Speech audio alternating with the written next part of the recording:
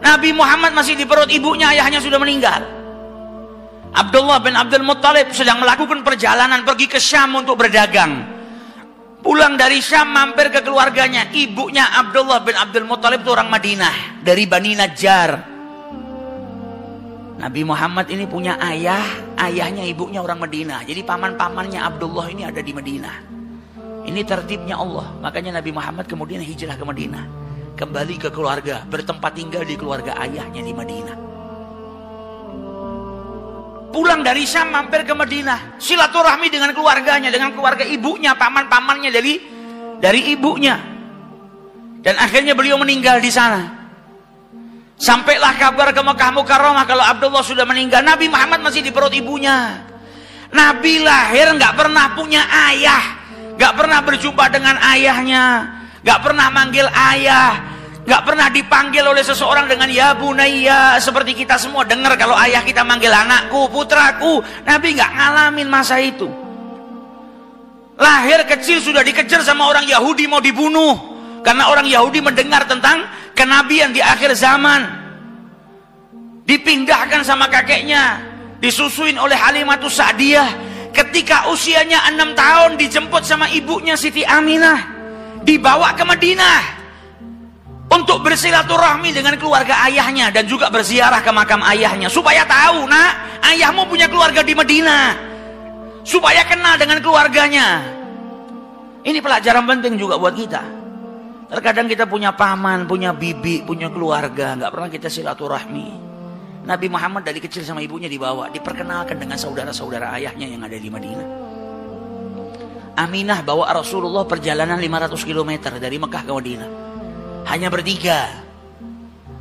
Seorang janda yaitu ibunya Rasulullah SAW, Aminah, bawa anaknya yang usianya 6 tahun, Muhammad bin Abdullah, dan bawa salah satu pembantunya yang bernama Ummu Aiman.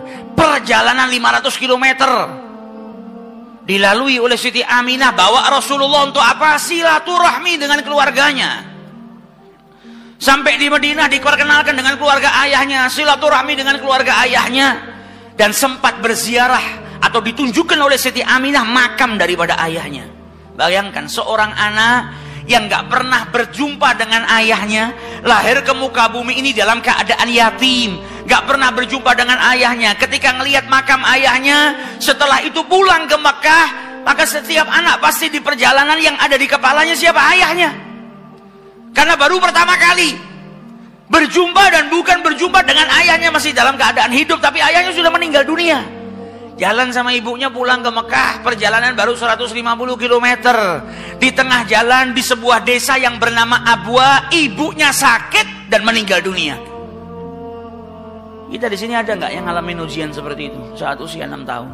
Lahir nggak punya bapak, 6 tahun baru jalan bareng sama ibunya. Tinggal di rumahnya Halimatus Sa'diyah lama, berpisah dengan ibunya lama. Baru perjumpaan dengan ibunya, kemudian keluar kota bareng dengan ibunya, dalam perasaan yang bahagia.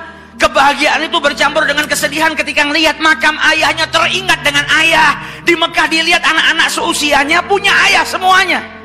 Maka setiap anak pasti punya kerinduan, ada kesedihan di hatinya Rasulullah. Baru jalan pulang, belum sampai di kota Mekah, di tengah-tengah jalan ibunya meninggal dunia, meninggal di pangkuannya Rasulullah SAW. Umur 6 tahun sudah dapat seperti itu.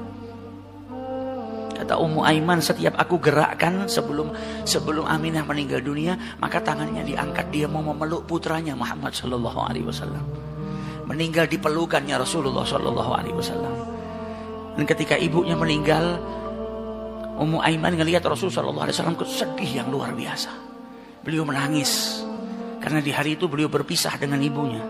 Maka Ummu Aiman mengusap kepalanya Rasulullah sambil berkata, sabar wahai anakku, sabar, sabar.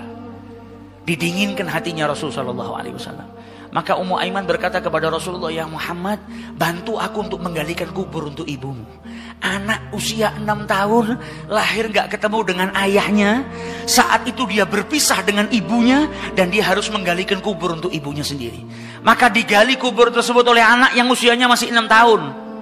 Kuburan ibunya sendiri, dia gali. Setelah digali, dimasukkan jenazah ibunya tercinta di situ. Setelah dimakamkan, kata Ummu Aiman, aku pegang tangan Muhammad dan aku ajak dia pulang ke Mekah. Maka ketika aku pegang tangannya, Muhammad berjalan sambil berkata, ummi, ummi, ibuku. Seakan mengatakan, jangan tinggalkan ibuku. Kita berangkat bersama, kenapa pulang harus berpisah? Anak usia 6 tahun. Sama Allah subhanahu wa ta'ala telah diberikan ujian yang luar biasa. Ujian yang tak lain untuk menambah kekuatan bagi Nabi besar Muhammad SAW. Nabi ini pegang amanah yang gak sembarang amanah. Allah gak akan memberikan amanah kecuali kepada orang yang kuat. Dari kecil dididik sama Allah supaya apa? Supaya kuat. Al-i'dad minallah, dipersiapkan untuk mengemban amanah yang besar, untuk berdakwah dengan tantangan yang luar biasa. Dari kecil sudah dipersiapkan sama Allah subhanahu wa ta'ala. Sampai di Mekah yang dituju bukan rumahnya Aminah. Sampai di Mekah yang dituju langsung rumah kakeknya Abdul Muttalib. Sampai di rumah kakeknya, dia ketuk pintu rumah kakeknya, dibuka oleh kakeknya. Abdul Muttalib cuma ngelihat Muhammad dan Ummu Aiman. Maka Abdul Muttalib kakeknya bertanya, aina ummak, mana ibumu, mana ibumu? Maka Rasulullah sambil menangis dan berkata, ummi, ummi, ummi. Dan Ummu Aiman berkata, laqad matat, telah meninggal ibunya. Maka Abdul Muttalib pun menangis yang luar biasa, sedih ngelihat cucunya yang lahir tanpa seorang ayah, usianya baru 6 tahun sudah pisah dengan ibunya, ibunya meninggal. Maka dipeluk Rasul sallallahu alaihi wasallam dan kakeknya berkata, anta bunayya, engkau anakku, jangan takut, engkau tidak sendiri, engkau ini anak saya. Dalam kisah yang pendek ini kita bisa dapat banyak pelajaran. Maka sejarahnya hidupnya Rasul sallallahu alaihi wasallam ini pelajaran penting buat kita. Nabi masih usia seperti itu sudah dapat ujian yang besar dari Allah subhanahu wa ta'ala. Dan dia adalah kekasihnya Allah subhanahu wa ta'ala. Kita yang baru dikasih ujian sedikit sama Allah, sudah meledak bagaikan kiamat. Yang terkadang kita nggak sabar.